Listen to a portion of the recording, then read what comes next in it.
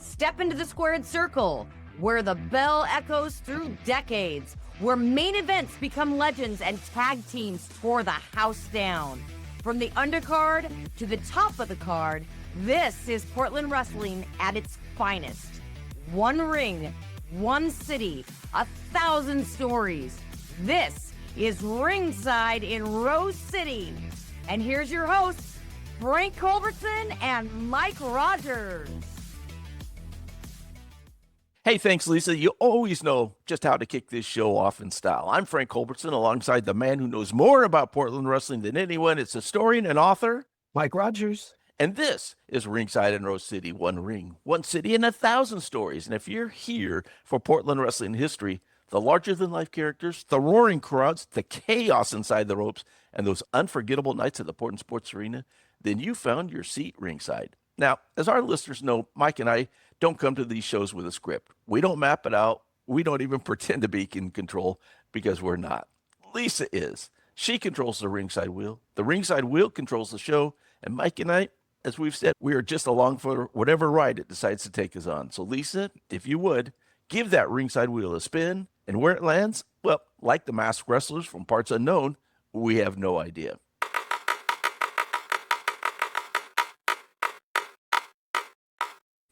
All right, Lisa, let's see where the wheel has taken us tonight. The envelope, please. Here you go. Thank you.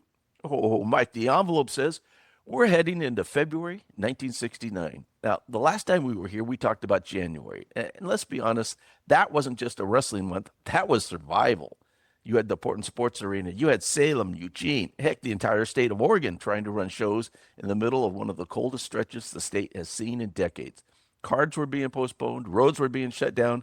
Crowds struggling to even get to the buildings when there were cards. And even with that, the action didn't stop. You had title changes. You had Lonnie Mayne coming back angry and causing chaos. You had Tony Borne turning. And you had Don Owen trying to keep momentum going while the weather was doing everything it could to shut things down. But now, the calendar, Mike, it turns to February. And the question is simple. What happens when the snow melts? Because looking at February, it doesn't feel like survival. It feels like opportunity.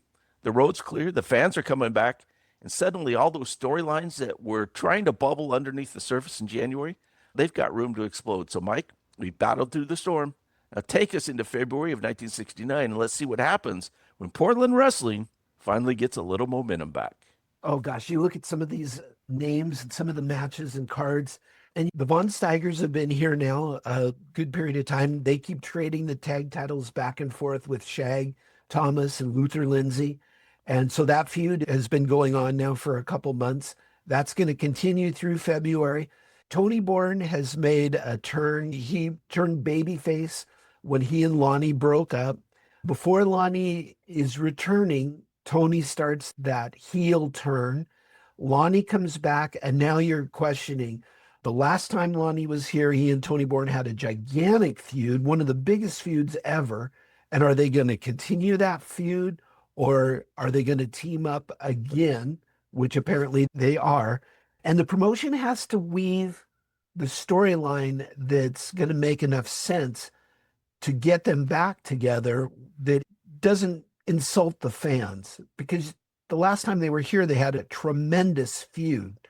And good promoting and good booking you can always write your own story, however you want to write that, but it has to be written well enough that the fans are going to approve of it. Some great tag teams, as you mentioned, Shag and Luther, the Von Steigers, and then Tony and Lonnie. So the tag team situation is really heating up. And we'll see a couple new people get a little bit more involved as we go along.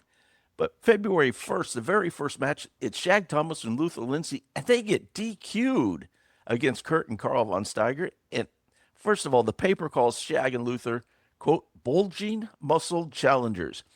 Now, Luther Lindsay is a bulging muscle challengers. I think the muscle that was bulging on Shag, even though he's years younger than what we'll remember him in later in the 70s, might have just been the stomach muscle, don't you think? There's no doubt that Shag Thomas was built like a lineman. And I know he played football at, I believe, Ohio State. I'm sure that football suited him just perfectly. Shag was a big man, and wrestling suited him as well. Luther was a little more defined, but Luther was a spark plug type of wrestler, not real tall, solid and thick as well. Yeah, you don't picture them as high flyers. No. So if we had looked back into January on the 18th, before all the weather chaos happened, Lindsay and Thomas had beat the Von Steigers on the 18th, a non-title match. So this is the first time they've been back together, and the Von Steigers have put the belts out.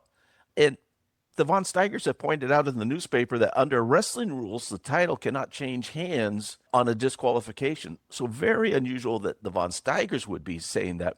So what happens in this is the Von Steigers repeatedly cheat in the match, and their opponents lose their cool and get DQ'd. That is a really smart way of booking, because here's what happens. It's a bloody affair. The match is one fall apiece. Are you excited? Are you sitting at the edge of your seat? Absolutely. Luther Lindsay cuts Carl Von Steigers on the head and he's bleeding. Kurt, illegally, of course, reaches through the ropes to pull Carl to safety, and Shag jumps into the fray. When the dust is settled, Luther is so irate, he headbutts the referee, throws him over the top rope, and the team of Shag Thomas and Luther Lindsay, the good guys, were disqualified. That's a prolonged feud. They've been going at it a couple months now, and they continue to go along. It's a great way of giving you a non-finish that means something, because it's like Shag and Luther got so upset that they freak out, beat up the referee, and it gives you a result that just perpetuates the feud. And it's in a way that the fans aren't cheated, because Shag and Luther were having their way at the end, and the fans like that. And even though they didn't get a clear-cut victory, they still were getting the upper hand. So even though they lose the match, the fans are still happy. Yeah, and the fans can totally understand why Shag and Luther Lindsay were so upset, because the Von Steigers continued to cheat. And so as a fan, you can totally understand they were justified to be so mad. That's great, great booking. Yeah. And also on that night, Lonnie Mayne signs a paper making Tony Borne his manager. It's official. It's on paper. So here is a little bit of that storyline. You know, you're questioning, what's their relationship going to be like? This is a night on a TV night, so some of the questions are going to be answered. Obviously, they addressed their feud and put it to rest, and must have said something along the lines of, we make better partners than enemies. Let's get back together and find that success again. Great stuff. So then there are quite a few unusual events in this month, and one of them happens on February 4th in Kelso, Washington, and it's the Elks Club annual father-daughter-son dinner. And I got to tell you, Mike, this is absolutely crazy. Lonnie Mayne and Tony Borne, who are the heels, go to this event for the father-daughter-son dinner. And they get booed, the paper says, as they walk into the Elks Lodge. And there was one match, and that was Lonnie Mayne using dirty tricks to beat Sandy Barr. That's the only match. But Mayne and Borne demonstrated wrestling holds and then did a 3-round amateur match, and Sandy Barr is explaining the holds as they did them. Mike, explain that to me. Yeah, that's a different time, but it's amazing that I'm almost at a loss for words. You'd send your top heels, and Lonnie Mayne, who portrays crazy, you're sending him to this, and then they're not going to eat goldfish. They're not going to eat glass. They're going to show you some amateur holds. And yeah, that's crazy why this spot didn't go to somebody like Shag or Luther or Luigi Massera or somebody who couldn't use the payday more than Lonnie and Tony. Yeah, it's amazing. And you have Sandy Barr explaining the holds as they did them as 3 rounds. And then Tony served as a special ref in the match versus Mayne versus Barr. I cannot imagine when the father, daughter, and sons got home and tried to explain what they had just witnessed. And I'm sure Tony called it right down the middle as well. Absolutely. So we go to the 6th, and there are some results here, Mike, that I'll let you explain this card. Well, we look at the main event. Lonnie Mayne and Luther Lindsay meet up. One of the first times they met the previous week in Salem as well, but they're starting their feud. And the interesting part is Luther Lindsay, who's the number 1 singles babyface since he's the champ, and he's putting off Mayne, saying he's not going to get a title shot which is usually a heel maneuver. Now, you can imagine that the fans are undoubtedly behind Luther, even though that's kind of a heel type maneuver. And you know that Luther will eventually dangle that title shot. The proper booking is Lonnie will attack Luther in some manner and make Luther mad enough where Luther will offer up a title shot. But usually those are reversed, where the heel is the champ and avoiding title shots. Interesting booking, just a different way to handle things, a way to frustrate Mayne. Different, certainly not wrong. And so we'll talk about a little bit more of what happened in that match, but a couple of results that I have to ask you about. Shag Thomas beat Bruce Kirk with a backslide. Shag Thomas doing a backslide, Mike. Yeah, that's interesting. Shag Thomas is the person who would go over. Is he going to headbutt fellow babyface Cowboy Kirk? Probably not. So it's a different way in a scientific match to get a pin in a scientific way. That's my only thought about that result. No doubt it was a scientific match, and that was just a way that an easy way for them to get out of it. I cannot see Shag doing the backslide. The bulk of them just doesn't work for me. But you're right. It's a babyface match. And I know you love those babyface matches. And so instead of having what we would normally think of heel versus babyface, they have the baby faces facing each other. And then they have a heel versus heel matches. Tony Borne beats Sasaki with a neck breaker. Do you remember Tony Borne doing a neck breaker? I don't think so. Used a reverse chin lock, and maybe that's what they're calling a neck breaker. By the time that I was old enough to see him, the reverse chin lock was not a finishing hold. I think it had been earlier in probably the late 50s. How wrestling evolves, right? The way that Tony would use the reverse chin lock, he'd get on his knees and bend his opponent backwards over his own shoulder and then grab the chin, and it puts all the pressure on the neck. Haru had been gone and had recently come back. They're in Portland. Haru got a win over Johnny Warrigal, which is a little bit of an upset, but when wrestlers return to an area, they usually get a win. Haru is an interesting person because of his ethnicity. He often got put into main events where his skill might not have got him there, but his ethnicity did get him into the main events. Absolutely. And he had been working since early 50s, hadn't he? Yeah, exactly.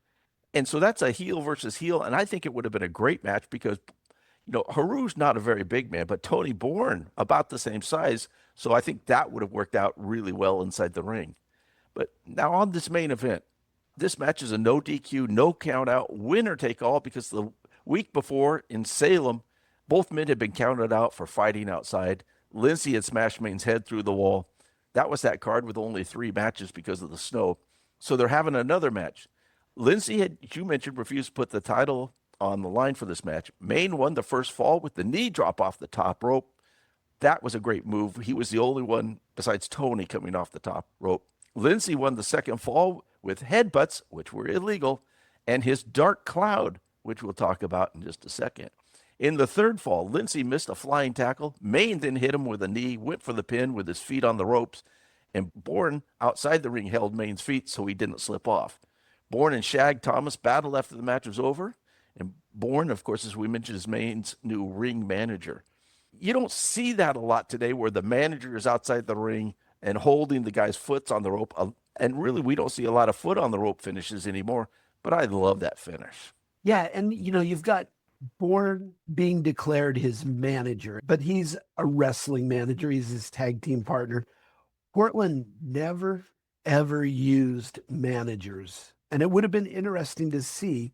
You probably have to attribute this to Don Owen. He's not going to pay somebody who's not actually in the ring wrestling. But it would have been interesting to see a manager come into the area just to see something different. But they're declaring Tony Borne the manager. And yeah, he's going to figure in. It's a way to figure in finishes. Lonnie and Luther are going to be a prolonged feud. And if you can have just as many different finishes as you can, it won't get stale. Absolutely. And I mentioned the dark cloud, and we have talked about the dark cloud, wondering if it was really headbutts. There's no video film, excuse me, of it. But as I researched further and looked at some newspaper articles farther down the line and what we'll be coming to in coming months, the dark cloud was a flying body press. And they called it the dark cloud because, well, this, as we've mentioned, is the late 60s. And that was a reference, the dark part, to Luther or Shag being black. Now, Mike, can you see either of these members doing a flying body press? No, we touched a little bit on their build, and we touched on that they probably were not high flyers. Luther maybe could get up for a drop kick, and maybe from his size, this will be a real impressive move. Shag, yeah, that is hard to imagine, that he is giving a flying body press. Well, it's in the paper, so we have to believe it. Got to be true. Now, although Luther has said he's not going to defend the title against Mayne, and you mentioned the storyline that actually should take place, and it will continue where Luther throughout the month is saying he's not going to defend the title, except for he actually does the next night in Eugene. Luther Lindsay, the champion, beat Lonnie Mayne by DQ when Tony Borne interfered with Shag Thomas handcuffed to the ring post. Okay, here's my question for you, Mike. And handcuffs are going to come in here a little bit. Why was Shag the only person handcuffed to the ring post? He's the baby face. Yes, he must have interfered in a prior match. That would be my guess. I'm not sure if we have the results. It doesn't look like we do on what it would have been the 31st. So yeah, the 31st was canceled because of absolutely. Yeah. It's just interesting. So Kurt Von Steiger beat Johnny War Eagle. Shag Thomas beat Carl Von Steiger, and Tony Borne whipped Bruce Kirk. Haru Sasaki drew Eric Froelich. Now, why Eric Froelich wasn't in the babyface match the night before, I don't know. Maybe he didn't want to wrestle in a babyface match against Shag. That's all I've got to think about. I am just trying to understand why he's not in the main event. That's all I can say. So we come back to Portland on the 8th, and it's a tag title match. And Mike, there's some great matches on this card. Oh, absolutely. We're on the 8th in Portland, and Shag Thomas and Luther Lindsay beat the Von Steigers on disqualification. So the tag titles are not going to change hands due to disqualification. You have Stan Stasiak returning, and he's going to face Lonnie Mayne, which is a great match. Lonnie Mayne gets the win, which is a little unusual because it's so early in Stasiak's return. Eric Froelich goes to a draw with Luigi Massera. Cowboy Kirk beats Haru Sasaki on disqualification. And Tony Borne beats Johnny War Eagle. It's really interesting how Mayne and Stasiak was set up, because the paper stated that Mayne and Stasiak were both being interviewed on TV 2 weeks ago, and Mayne came up and slugged Stasiak. And so, of course, that set the feud up right there, which two of the really best wrestlers in Portland wrestling at that time, Stan Stasiak, of course, being the best. But that would be a great feud that would continue through the month and a great way to set it up. Now, I'm going to clarify one thing on the tag titles, because, again, this is where I don't quite understand the booking. The paper says the Von Steigers insisted on the stipulation because Thomas and Lindsay had beat them up so badly the week before when they were disqualified. So the Von Steigers are asking for this to be a no disqualification match. And they asked that the titles could change hands on a disqualification. But here's what happened. They did not change due to a technicality.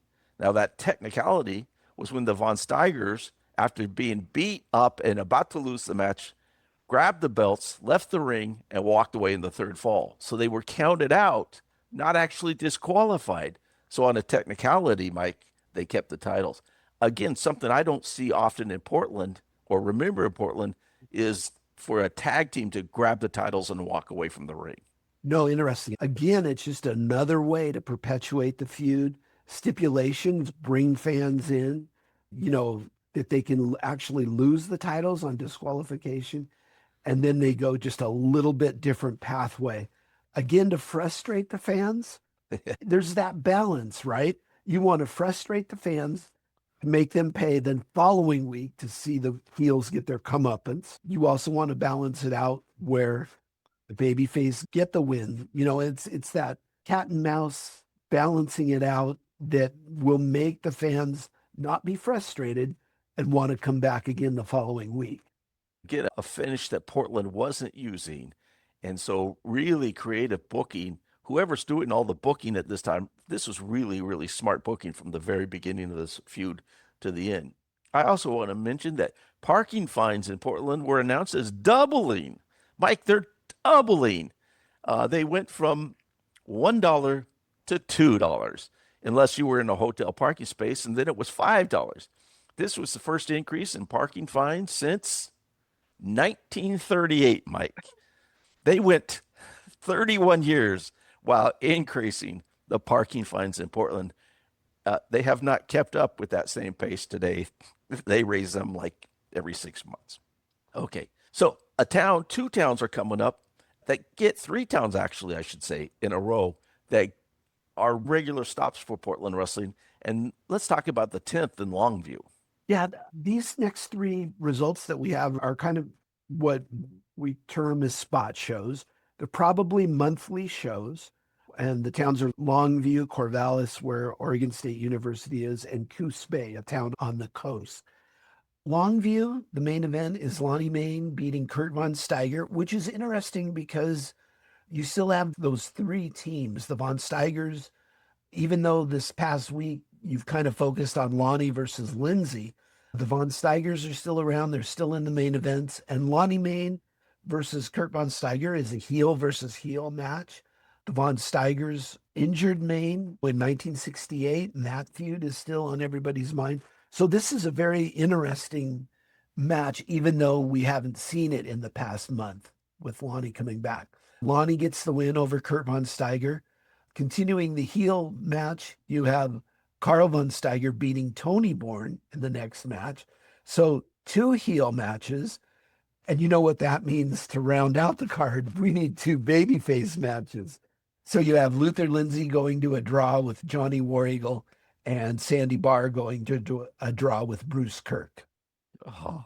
And as we've talked about some things that were different at this time, where titles could change hands on a disqualification sometimes, or you had headbutts were illegal, but referees were allowed to make decisions if the match was to a draw. They didn't always do it, but they did. And in this one, Carl Von Steiger beat Tony Borne via disputed decision by referee Denny Peck, who we've talked about before, who slugged somebody. In the Lindsay versus Johnny War Eagle match, War Eagle was bumped hard by Lindsay and could not continue, and then Luther refused to win that way. He could have been declared the winner, but being the good sport that he was, he said no. So a commission doctor comes in and checks on War Eagle and found no serious injury. I'm thinking he should have been able to continue, but they stopped the match. And in the main event, Carl ran into the ring after Mayne won to protest, and then he swung at Lonnie Mayne, and Borne ran in, and the free fall broke out. And so there you have really ignited the Lonnie Mayne Tony Borne versus Von Steiger feud. So things are really heating up in February. I have seen that result where two baby faces are wrestling and one of them gets injured, and then the decision is going to be given to the one who can keep still wrestling.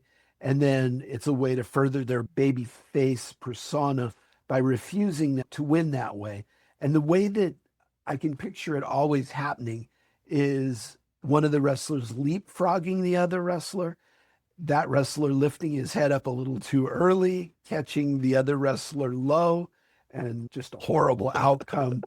And I can picture that happening over the years several times on Portland TV. It's a great finish. And then for the other babyface to refuse to win, that makes him even a bigger babyface, doesn't it? Exactly, yeah. So in Corvallis, and the paper advertised it as the Thomas and Lindsay versus the Von Steigers, and Lonnie Mayne versus Bruce Kirk, Johnny War Eagle versus Haru Sasaki. But it really turned out to be Mayne versus Luther Lindsay, and Lindsay was DQ'd for hitting the ref with a chair. Now, this is where the fans, you can just feel them inside that Corvallis arena. He's been disqualified, but the fans all saw what really happened, and it was Mayne who had hit the ref with the chair. And so eventually the ref does what he does. He asks the fans, did this happen? Did this happen? And they're all cheering, really getting involved. and the decision is reversed. So, Mike, who was the referee and why is that important? Billy White Wolf is the referee in this match. That's going to perpetuate a feud later in the month. This is, with a little research, I find this extremely interesting because Billy White Wolf was in Japan the night before. And I lost on the facts of how the international date line work and if you lose or gain hours flying, whichever way they would. But it's extremely hard to imagine being in Japan one night and being in Corvallis, Oregon the next night. And also interesting because that trip must have taken a lot out of him because we don't see Billy White Wolf as a ref, as a wrestler for the next week or so, at least. So I'm not sure maybe he had to go back to Japan and get his stuff. I checked Hawaii results for the next week, and he wasn't wrestling in Hawaii, so he was probably on some R&R and recuperating. But that really does set up White Wolf and Mayne for future matches. So you've got another really talented individual in the mix. We talked about January being so mixed up. February is just such an exciting time in Portland. And then they go to Coos Bay along the coast, which we know you love the coast. And I'll just tell you that it was a Shag Thomas Luther Lindsay beating Lonnie Mayne and Tony Borne. The referee had a hard time, Luigi Massera, keeping up with all the illegal tactics. So that's kind of an unusual decision for me that Mayne and Borne, forming their team, lose a match. Yeah, that is, it's in Coos Bay. No one's, until now, is ever going to get wind of that result. It's not going to hurt Lonnie and Tony that much. But it is a little unusual because you want them to be building momentum. They're just reforming their team. And, logic says you don't want them losing this early. And that's the first time that I can remember that the paper listed Mayne and Borne as a team called the Unholy Alliance, which is a great name for them. And I want to ask you about one other result. You said people wouldn't even know because obviously way before the internet and it happened in Coos Bay, but Bruce Kirk beat Kurt Von Steiger. And then at the end, he plucks hair out of Von Steiger's beard to the delight of the crowd. That's a great little finish, a little detail that gets the crowd excited. Yeah, and that's an upset, and again, I don't think you'd ever see this result in Portland, but again, on Coos Bay, spot show, monthly show, until now, 50 years later, we're breaking this news to everybody. But plucking the hairs out, reaching up, you can just see him pulling the hairs out and Von Steiger just selling it like he's been shot. And then, of course, he's so mad. But then Kirk would take the hairs and throw them in the air for the crowd to see. There's probably like 3. But in everybody's mind, the fans, there was almost the whole beard was pulled out. Playing to the fans, is something that, and getting over on the heel is so important when you're playing to the crowd like this. You can only imagine how excited they are that he's upset. Kurt Von Steiger, who's been Northwest champion, and Bruce Kirk is slotted in as an opening match wrestler, and then to further humiliate him as well. That's a great way to set the stage for a night of wrestling. Absolutely. And in the advertisement, the winner of this tag match got a match against the Von Steigers, quote, in the near future in Coos Bay. And we'll be talking about matches that are advertised as in the near future here in just a minute. So we go back to Salem and another great card. Mike, talk about this card, and it's Luther Lindsay versus Lonnie Mayne on top once again. So you have the result of this is Luther wins on DQ. Again, it's a way to perpetuate the feud. Luther's now going to be looking for more revenge against Mayne. That feud is going to be ongoing. In other matches, you have Shag Thomas beating Kurt Von Steiger on DQ. Tony Borne beats Cowboy Kirk. Haru Suzuki beats Johnny War Eagle, and Luigi Massera goes to a draw with Carl Von Steiger. It's really interesting in the paper. They mentioned that Lonnie's upset because he never lost the title, so they're keeping that fresh in people's mind about Beauregard. But here's where it's unusual to me, where we've talked about Luther Lindsay being an unusual babyface champion. Lindsay responds in the paper that says, quote, I won it legally in Portland, and if that retard wants it, he'll have to beat me. Now, again, we mentioned that it's the late 60s, and people today would go, he can't say that, but they did. But that's kind of strange that he won't defend against Mayne, which is a heel move, and then he calls him a name. Yeah, different time in our history. Again, you have baby faces traditionally acting in a heel manner, but that's going, especially in this time period, that's going to make them even more of a baby face. To live in the late 60s as we did. So this is a great finish, a great booking in the main event. In this match, Borne and Thomas are handcuffed to each other at the timekeeper's table, and it's 2 out of 3 falls. So I'm wondering, did they stay handcuffed between the falls? I'm not sure. But Lindsay wins the first fall because Mayne is DQ'd. And in the second fall, Mayne tried to ram Lindsay's head into the wall, but Lindsay reversed it, put Mayne through the wall, leaving Mayne bleeding from the head. Now, Lindsay was already bleeding from the nose. Lindsay called back into the ring, and Mayne was counted out, losing 2 straight falls. So that's unusual, but heels got to get their heat back. So Borne is in uncuffed, but before they can get Shag uncuffed, Borne takes his handcuff to the timekeeper's table, so Shag is still handcuffed to the table. Tony runs into the ring, and it's a double team on Luther Lindsay, and finally Shag gets away, but it's too late. They've beaten up Luther Lindsay. That's a great finish. That really is a great finish. You have Lonnie losing 2 straight falls. You never see a wrestler disqualified in the first or second fall. Again, they are just coming up with different finishes to keep things fresh and then counted out in the second fall. Losing 2 straight falls, you never see that. Again, it's just smart finishes to keep the feud going. And then you have, even though Lonnie loses in 2 straight falls, you have Tony coming in, they beat up Luther, get all their heat back and more. There's so much going on here. Shag's handcuffed to the table. He can't get him to make the save. That just makes the fans more desperate and irate. So much going on here. It's so good. It always is what made wrestling great for me, and still does today when you see it. It's the emotional roller coaster. The wrestlers always say, take the fans and take them on that ride. So the fans are so excited because Lindsay won 2 straight falls, and within seconds, they're irate and upset because what has happened. That is just, can you imagine Shag trying to get loose with the handcuff and trying to get somebody to come over, and he's probably pulling on the table. In my mind, I can picture it. Oh, yeah. And Salem's not a very big arena, so this would have been excellent.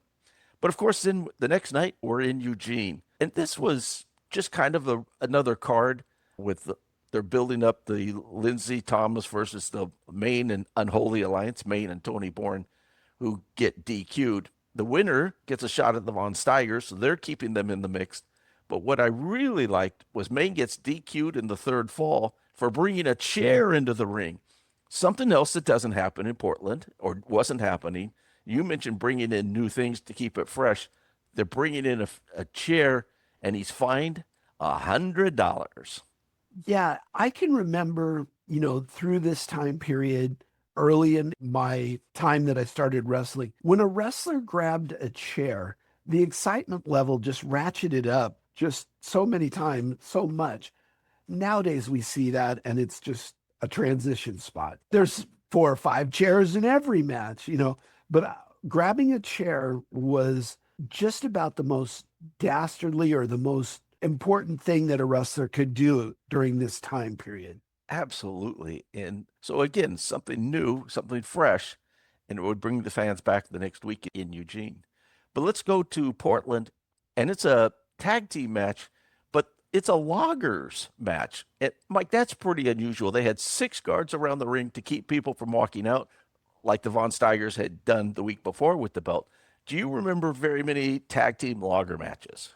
No, not really. You would have singles matches with lumberjack matches or logger matches where you have wrestlers around the ring to keep wrestlers inside the ring, keep other wrestlers from interfering. But a tag team match is just a little bit of a spin on a stipulation.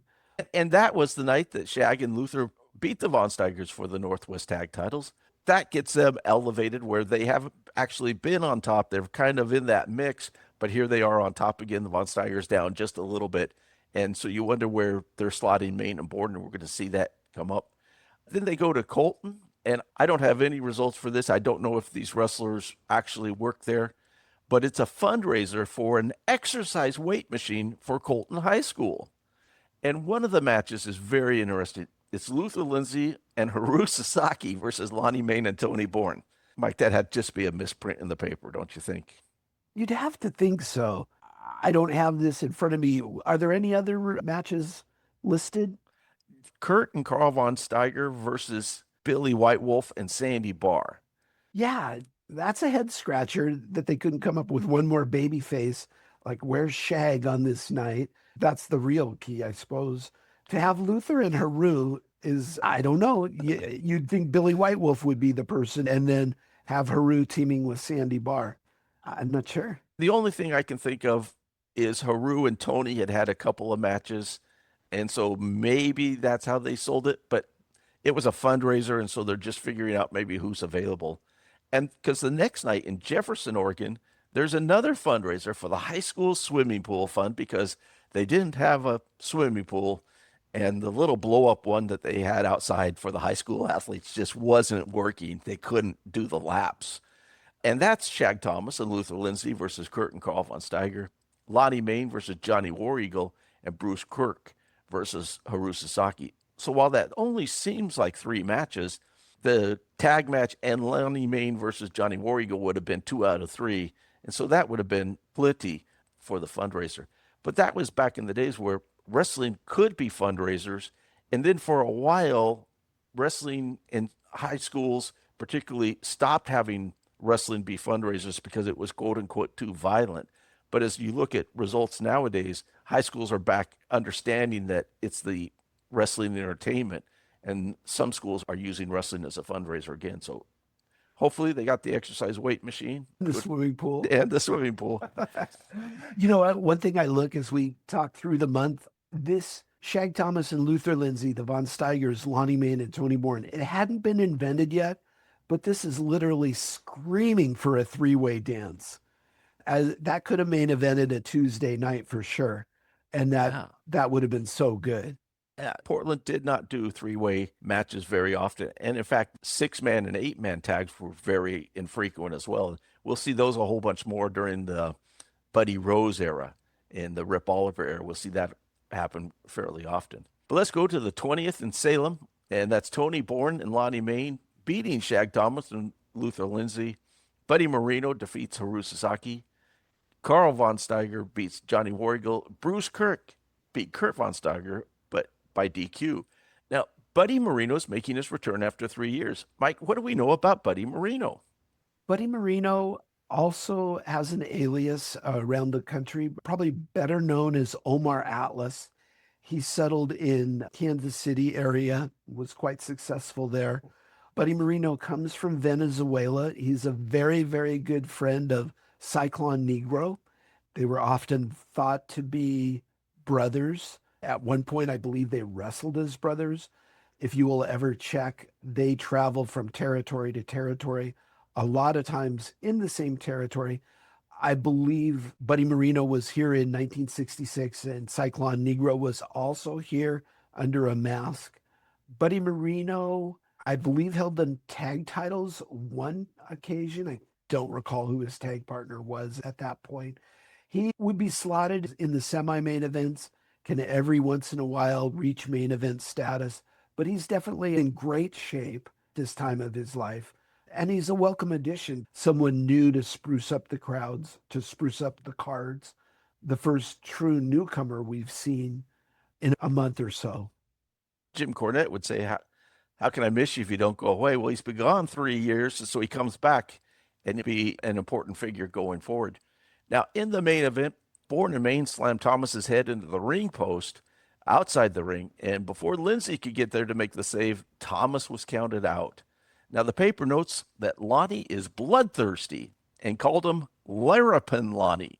Now, Larapin has origins in Texas and Oklahoma, and it can mean top-notch, excellent, whopping, or thumping. So I think this is another example of a journalist with the word of the day calendar. Larapin Lonnie Mayne. That's a good one. I had never heard of that. That's interesting. Oh, Mike, you hear that music? Look, that's Lisa over there.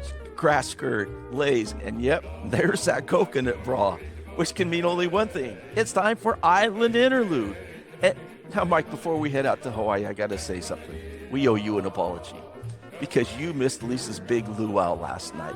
And I'm telling you, you missed a good one. She went all out this year. It must have been those residual checks from Just Shoot Me and Coyote Ugly finally clearing. She had a whole pig roasting in the pit, Mai Tais flowing like water, fresh ahi tuna appetizers, giant shrimp, pineapple, Mike, that probably came straight off the tree. I mean, Mike, it was a feast. And Lisa, she was a perfect host as always, dancing, laughing, and keeping everybody's glass full. I was just trying to keep up half the night. I'm sorry you missed it. Don't worry. Lisa and I, we took care of you. We got you a Hawaiian pizza from the 7-Eleven down the street just for you. You know, I know it's not quite the same, but it's the thought that counts, and we put very little thought into that. So, Mike, grab a slice, pretend it's island cuisine, and take us out to Hawaii, February 1969. Well, we look at the first Honolulu show, February 5th, 1969. We've got Ripper Collins and Luke Graham, who often team together in different territories, but here they are in Hawaii, and they're beating Ed Francis and Wahoo McDaniel. Interesting because Wahoo is somebody you don't think of in Hawaii very much. So, but he's definitely at the top of the cards. We have Bobby Shane beating Mr. X, Neff Maiava, not the same name as Peter Maivia. He is beating Rocky Montero in a preliminary. And then we have Nick Bockwinkel and Tex McKenzie teaming up to beat Kongo-zan and Professor Tanaka. We've talked about Bobby Shane when we just talked about January. Bobby Shane, this is his Honolulu debut, so he was a great wrestler at that time. And in the main event, Ed Francis was DQ'd in the third fall going against Ripper Collins, where we talked about what they had done in Portland, where Lindsay and Thomas got disqualified as the faces. Same sort of thing that they're using here because Ed Francis was so mad of having been beaten by Collins in the cage match right before. Now, also the paper noted, because you mentioned Luke Graham, and this must have been a big deal because the paper noted in all of the advertisements at the very end in big letters, Luke Graham is not Paul Graham, who was arrested in Hawaii by the FBI earlier this week. It then said that Paul Graham was a physical culturist and did not wrestle in Hawaii. Interesting. Cultural references are so interesting. It's like, it must have been important at that time. It must have been, but Luke and Paul, not related at all. A few names that are not Grahams. You've got Billy and Eddie and Dr. Jerry and Luke Jr. and Jerry Jr., but no Paul. No Paul. No, he did not wrestle in Hawaii. The FBI made sure of that. So go on to the 12th, and that's another very good card. And some interesting information that happened. Change in personnel, doesn't it? Yeah, we play guest programs sometimes. And as I look at the results of this would be hard to picture being a Hawaii. Oh, of course, I would probably get it, but it might be a little bit difficult. So you have a battle royal, and those are not too frequent in Honolulu. And you have Nick Bockwinkel going over in this battle royal. Nick Bockwinkel and Tex McKenzie team up again against an interesting team and they go to a draw with Danny Hodge and Rocky Montero. Rocky Montero getting a little bit of not necessarily a push, but respectful results where he's not beaten, doesn't do the job in this match. Wahoo McDaniel beats Mr. Fuji. Professor Tanaka beats Bob Boyer. And then Ripper Collins goes to a draw with Bobby Shane. That would have been a good match. I would have really liked to have seen that match. And advertised in the paper, but no results in the newspaper, so it probably didn't happen. They advertised Wilbur Snyder to wrestle Luke Graham. And again, Luke Graham, not Paul Graham, because he's in the FBI, cooling off right now. But think about that tag match. Nick Bockwinkel and Tex McKenzie against Danny Hodge and Rocky Montero. Now, Tex McKenzie, you clarified, not a great wrestler. Big draw, but not a great wrestler. But can you imagine Nick Bockwinkel and Danny Hodge locking up in the ring? That would have been great. Right. That would have been very, very interesting to see. Equally interesting in a different manner would have been Tex McKenzie locking up with Danny Hodge. I see Danny Hodge tagging out to Rocky Montero saying, you work with him. It's really interesting to note when we look at who is on this card. King Curtis, Johnny Boren, Missing Link have all left. A new crew, including Bockwinkel, McDaniel, Tora Tanaka, Tex McKenzie, and Gene Kaninsky, are all making appearances. So they've gone through quite a transition time. And in the Battle Royal, it's not just a Battle Royal, Mike. It's in Hawaii, and it's a Texas Battle Royal. So you know it's big, and it was 15 men. So all those men that you listed as results wrestled, including some others, and that was the Mummy, Friday, and Lord Beliers. So, Mike, the Mummy, I had to look him up, and I knew that name sounded familiar to me. He wore a white mask, kind of like the interns, except for he had long, dark hair flowing out of it. And he was really Benji Ramirez. Mike, you know how I knew it was Benji Ramirez? Because he's in the Encyclopedia of Portland Wrestlers available on Amazon. So you combine that giant reference guide with, oh yeah, the history of Hawaiian wrestling, and our listeners would be able to see the incredible links between Portland and Hawaii. So, Mike, tell me about Benji Ramirez. Yeah, Benji Ramirez kind of started off with that gimmick of the Mummy, and I just really, really I really would have liked to have seen the Mummy wrestle. He's not really pushed too much. It's kind of a novelty act. The Mummy did win the Texas title in 1962, the Western States tag title with the Mad Mongol in 1963. Now that would have been a great, great tag team. The Mad Mongol and the Mummy. Ramirez won the Stampede tag titles in Calgary teaming with Gil Hayes. Benji Ramirez comes to Portland in the early 70s, strictly a preliminary wrestler, such a dichotomy of who he's wrestled. The Mummy, a heel gimmick, and then Benji Ramirez, a scientific preliminary wrestler. Benji Ramirez passes away in a plane crash. His daughter is in the plane, and his daughter is one of the 3 survivors of that plane crash, and she becomes a motivational speaker. Yeah, the Mummy. I love that gimmick. And as I remember researching him, sometimes he wore cloths wrapped around him, and they were not very clean cloths. And I understand that was a problem for some of the other wrestlers. I also heard the fact that he would put talcum powder on underneath. So when he locks up or gets hit, because he's the Mummy, the dust and the baby powder comes off him. That's attention to detail. I just love that. I love the Mummy gimmick and Tatanas in El Ring. I know Vandal Drummond would say absolutely that's one of the best mummies of all time if you can check out those from Argentina. But Mike, I want you to talk about another guy that's on that card, and his name is Friday. Now, younger fans probably remember a Friday as the guy in a mask who had to try to keep Kamala at bay. But that's not this guy. Mike, tell us about Friday, and no, not Joe Friday of Dragnet fame, but Friday Allman. Friday Allman starts in 1956 in Ohio. The picture that I've seen him, he looks a little bit like Bull Belinsky, Bad Boy Shields. In fact, I had to double check to make sure they are not the same person, and they are not.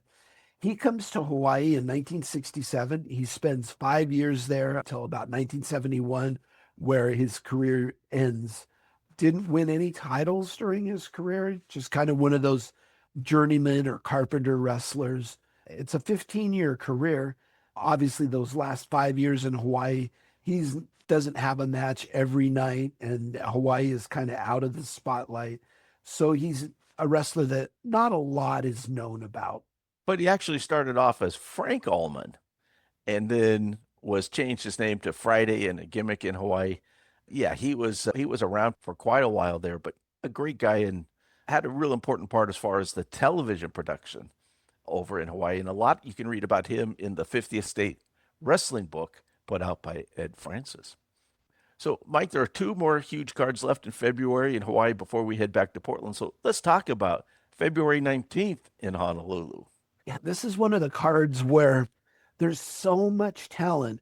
You know, you probably have an instance where you're catching some of the talent coming to or going to Japan, and this card is just loaded. So you have Gene Kiniski beating Professor Tanaka to win the North American title, which is Hawaii's biggest title. I have a feeling that it was a little bit more held in a little higher regard than the Hawaiian title, just a little bit. You have King Curtis coming back. He hadn't been on any of the previous cards in February.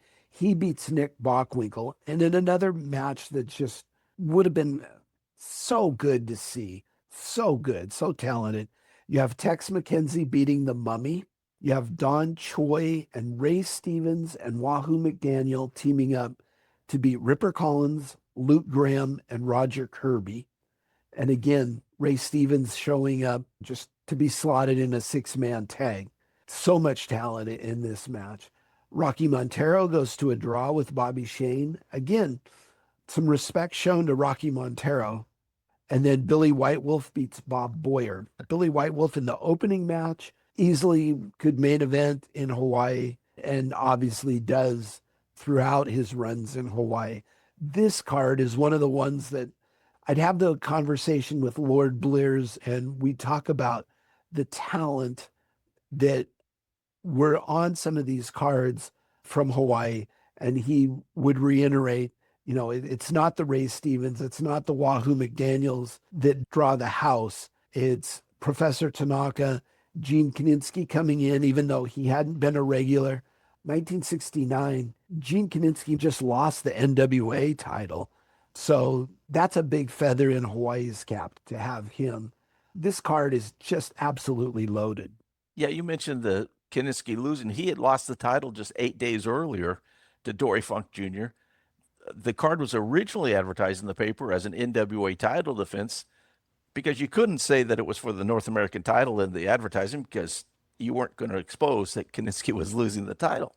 So that was a way to get Gene something on top right away. And King Curtis beat Nick Bockwinkel, and that was for the Hawaiian Championship in 2 out of 3 falls. And King Curtis had not had any matches, at least in Hawaii, none that I could find, since September of 68. So he's coming back, and of course, on top right away, as King Curtis should have been. Sure. Now, on the 26th, and that's going to be the last match that we got here in Hawaii, Mike, talk about that. Another great card. Yeah, you have Luke Graham and Ripper Collins, and that's the team that's really being pushed in Hawaii, the heel team right at this moment. They go to a draw with Wahoo McDaniel and Billy White Wolf. Interesting Native American team. This is a team that I'd never seen tagged up before. So very, very interesting partners. King Curtis beats Bobby Shane.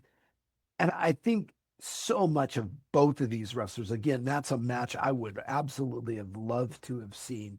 We talk about the matchups on this card. You don't have the number of wrestlers that you had just a week prior. Kiniski's not on this card. Ray Stevens isn't on this card, and some others. But the matchups that they have in the 4 matches that they show are just incredible. The third match is Toru Tanaka going to a draw with Nick Bockwinkel. And then the opener is Tex McKenzie going to a draw with Rocky Montero. Again, respect to Rocky Montero, because most of these matches that he's going to a draw, Tex McKenzie, Bobby Shane, you'd probably slot him that he would be losing, but they're giving him a draw and giving him a chance to move up the cards if the crowd response warrants it. 2 notes that I mentioned is the newspaper notes that Ripper Collins has shed 60 pounds on a recent world tour, but he still tops 300 pounds. But that's an interesting note. And then Bobby Shane is advertised as the boy wonder. So very interesting. And I want to talk about the Tex McKenzie Rocky Montero match because it probably wasn't a 5-star classic, but it actually ended in a double DQ when both men were DQ'd for fighting outside the ring. Now, Mike, picture that. Tex McKenzie and Rocky Montero. Now, Montero was a boxer and had the boxer gimmick, as you mentioned, and it's listed in the Encyclopedia of Portland Wrestlers that he was a boxer in real life. I cannot imagine those 2 guys fighting outside the ring, especially in a preliminary match. No, that's interesting because when you have discussions about booking, your opening match sets the tone for the card. And often it is stressed that the opening match will not go onto the floor that leaves something for the rest of the card. So very, very interesting that the opening match goes to the floor and in fact is a double count out. Just interesting philosophy, a different way of doing things. And no doubt that it sets, your opening match, you want it to be an exciting match. And this is how they decided to book it. And there's no doubt that it was exciting. Rocky Montero was very an intense wrestler. He reiterated that boxing was not a gimmick, that he was a boxer. And Tex McKenzie had that goofy way about him, but at the same time, he could show intensity as well. And again, Tex McKenzie, known as being a good draw, people wanted to see him wrestle, even though the wrestlers will all tell you he was not a good worker. And they reiterate that over and over and over to his face.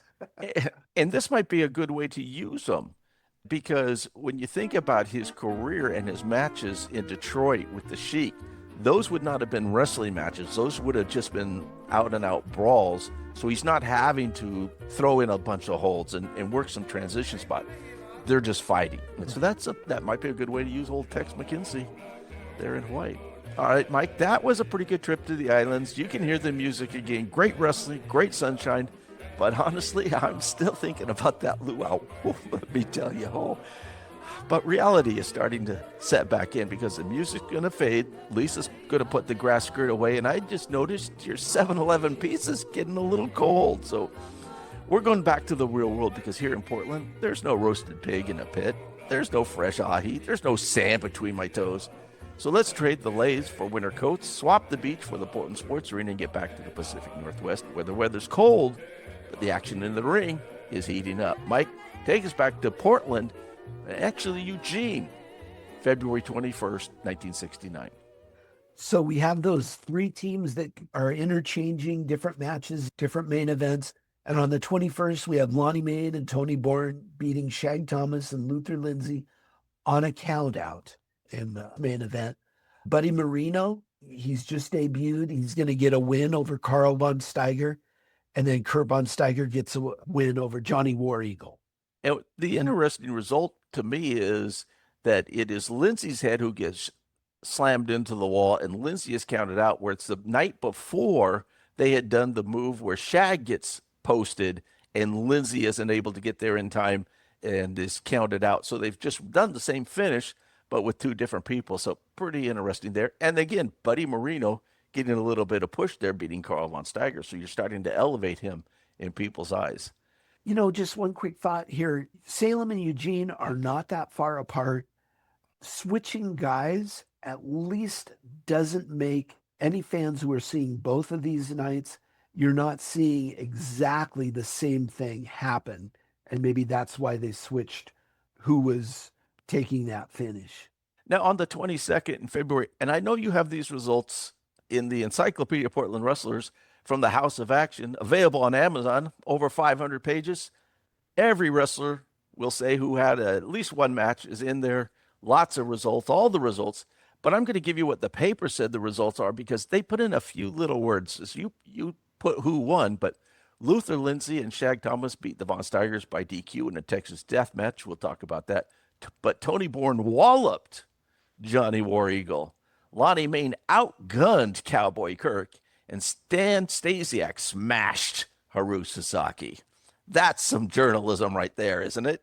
Absolutely. It just flowers up the results a little bit, makes it just a little more interesting. A couple interesting things about this card. Don Owen in the paper announced that the death match would go on first and will not be televised. So there's no Portland wrestling being televised this night. And I'm not sure if the TV truck, because there was only one that KPTV had, was being used somewhere else, but there was no television this night.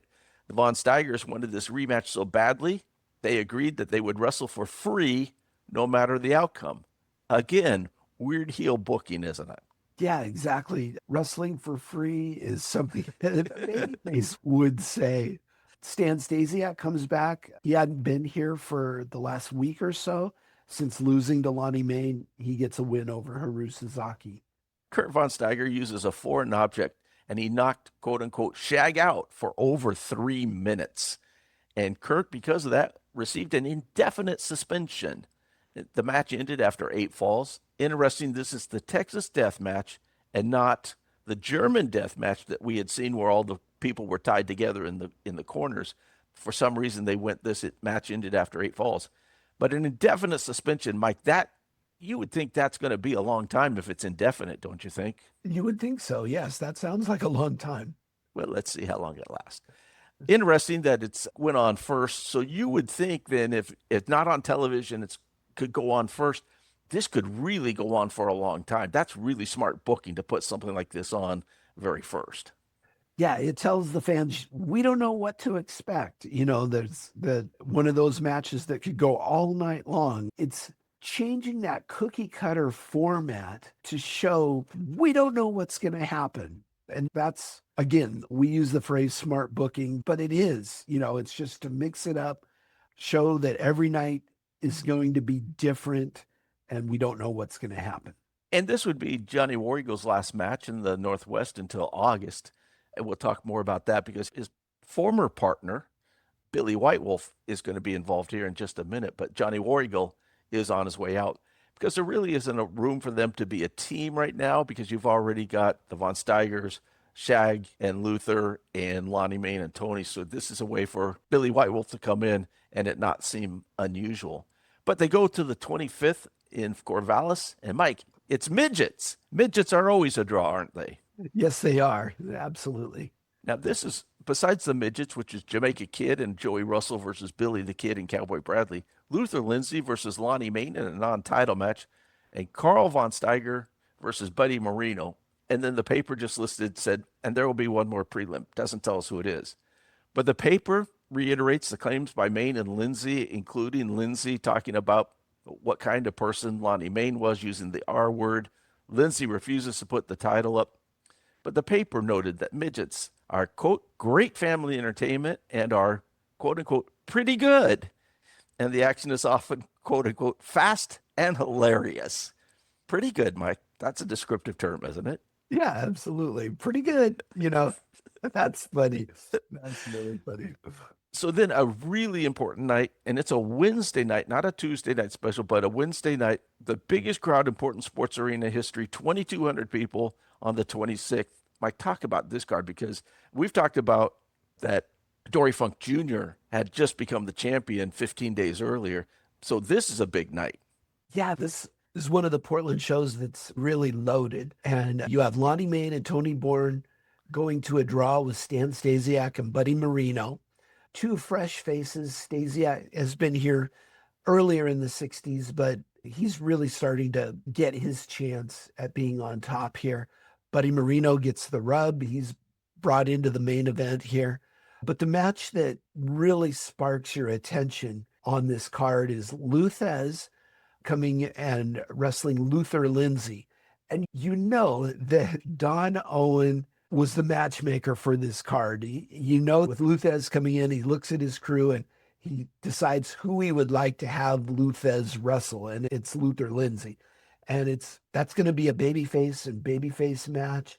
But Don Owen, I guaranteed, love to see some good scientific. Elton loved to see him shoot, and that's a great, great matchup. Absolutely. And a couple other names on the card. John Tolos comes in and he beats Sandy Barr. Bulldog Brown beat Tony Orford, who we'll talk about, and Haru Sasaki in the opener went to a draw with Bobby Nichols making an appearance. Excellent, Bobby Nichols. How was that not the main event? I don't know. Yes.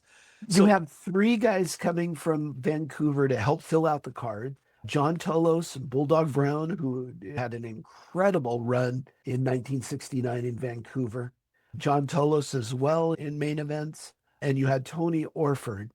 And I did look up Tony Orford. Evidently, Tony Orford is still alive. He would be 88 years old. He's the son of Sandy Orford, who was a wrestler in Great Britain. Tony Orford also came from Great Britain. Tony Orford started in 1964 and he wrestled to about 1972, much of the time in Great Britain. Sandy Orford, his dad, wrestled as the Black Angel, the Mask, and Sandy Orford. He started wrestling in 1945, until about 1965. And Sandy Orford is still alive. He's 137 years old, and no, he passed away in 1986. Oh. But evidently Tony Orford is still alive. Oh, so I think we're going to have to rip you here again pretty soon. You got me on that one. I was like 136. You mentioned Tony Orford. The paper says that Butcher Boy Brown whipped Tony Orford, who was the hit of the show. So the hit of the show isn't Luther Lindsay or Lonnie Mayne or Lou Thez. It's Tony Orford, and yet he lost. That is unusual. Now, a couple of things before we get to the main event. The tag match was advertised for weeks as Stan Stasiak and Don Leo Jonathan, but Marino actually worked instead. The paper had originally called this match with Stasiak and Don Leo Jonathan as the show stealer. Now, the day of the show, the ads all dropped Don Leo Jonathan, put Marino in there as making his Northwest debut. Now, it's interesting because Don Leo Jonathan, he's been in Australia for 3 months, and so he wasn't even around the area. So I'm not sure why they did that. But it's interesting, though, I find that extremely interesting that they made the correction, advertising Don Leo a few days before, but then making the correction of Buddy Marino. You're surprised that they booked Don Leo when he's not one of the Vancouver guys. He's not in Vancouver. He's not going to come down. But then they made the correction to not fool the fans or false advertise the fans. So I find just a different time, where they had some honesty in their booking or their match billing, I should say. Yeah. And that match was declared a no contest because Marino beat Mayne in the first fall. Very unusual, but really giving Marino the rub there. Mayne came back to pin Stasiak in the second fall. And then, quote unquote, the combatants spurned all the rules, not just some of them, all the rules. And Savage, the referee, called it a no contest. So that would be great. This was advertised as Mayne and Bourne's first match back together, which is true if you're only talking about Portland. Tolos was called the Towering Greek, and he was coming in from Detroit, the Towering Greek. Not terms I associate with John Tolos. And Bob Brown was leaving his Kansas City base to take on England's Tony Orford. The paper listed Ivan Kamaroff as wrestling Sandy Barr in the opener, which wasn't what happened. Now, what's important about the main event is the paper says Thez is trying to get back in the world title picture, and the winner of this match was promised an NWA title match later in the spring when the champion was scheduled to come through. Thez looking for, quote-unquote, an unprecedented 7th championship. And as we mentioned on the Island Interlude, that it was going to be Dory Funk Jr. coming in.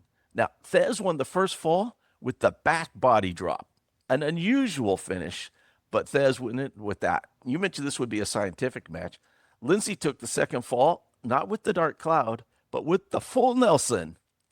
That's where Don Owens is booking this. He is absolutely booking this. Now, after the second fall, Lindsay stirred the crowd of 2,200 with a headlock attack that had the ex-champ groggy, but the wily veteran was able to finish the bout. Lindsay was about to pin Thez when the bell rang. The headlock attack, yeah.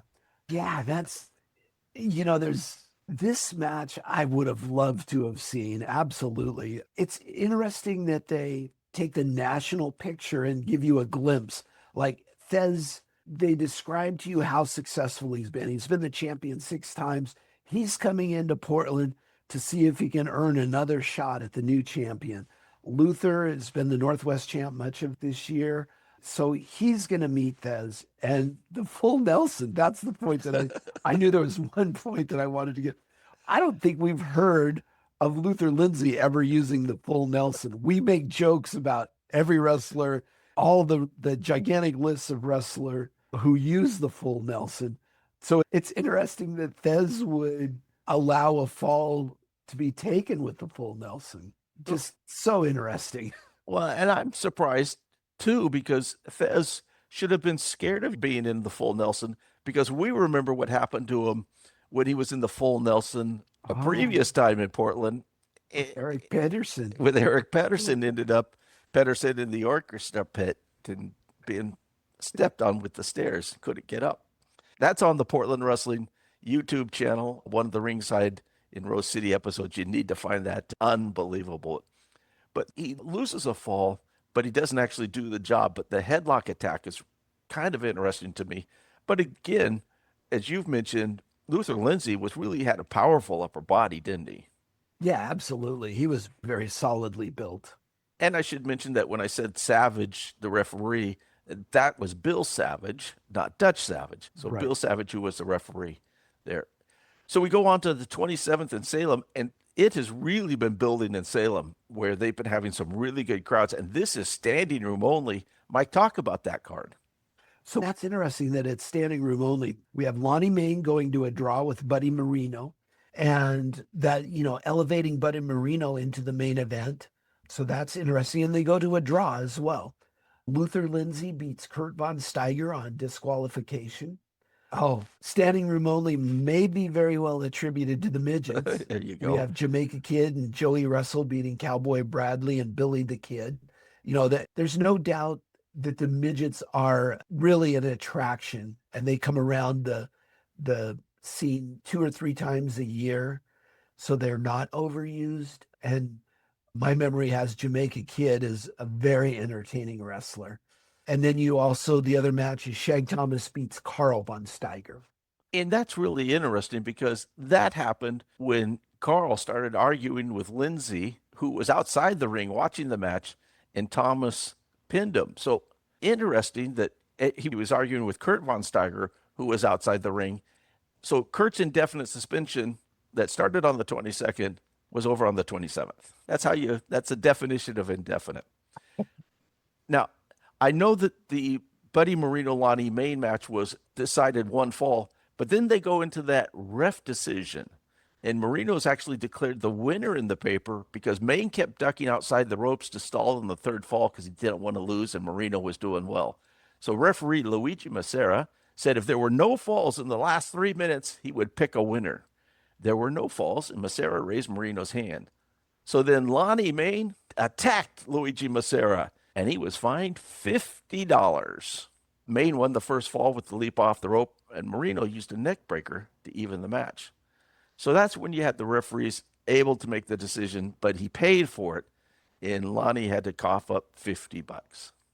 Yeah, I'm going to say I don't like this booking decision where the referee gets to assign the winner. It is a booking strategy where you have Lonnie Mayne losing but not having to do a job.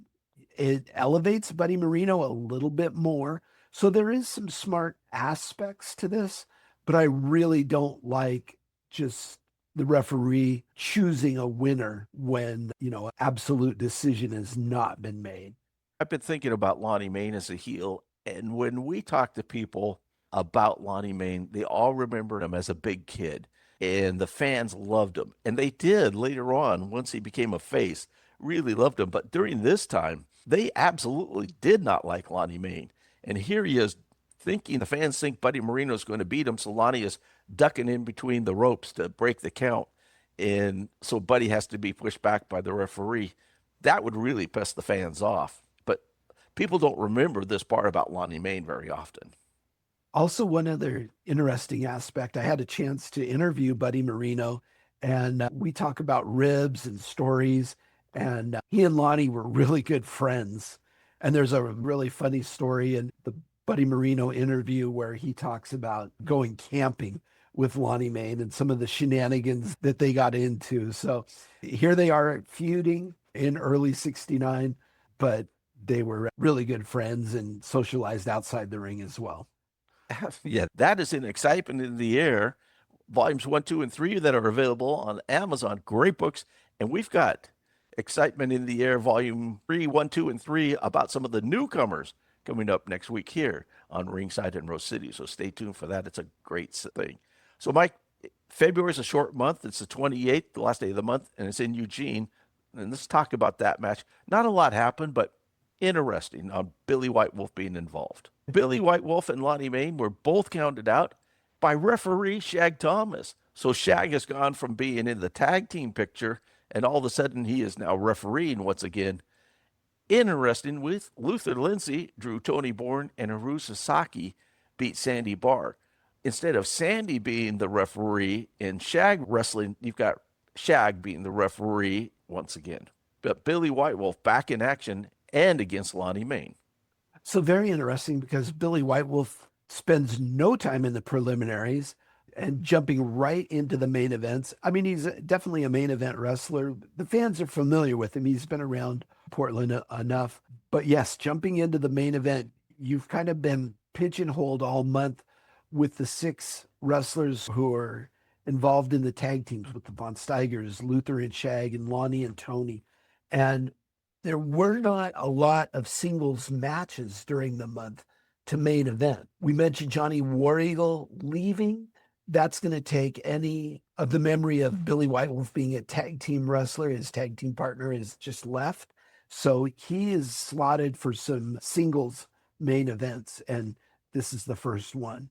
Shag being the referee, as I mentioned. Now, as you look forward, Shag only wrestles a couple of times in March and twice in April. And then he doesn't wrestle until a short run with the Kangaroos in 1972 for about 6 weeks. So this is really the end of Shag Thomas as a wrestler in Portland to any real degree. And Carl von Steiger, he only works 1 or 2 matches in Portland in March, but he works every week in Salem.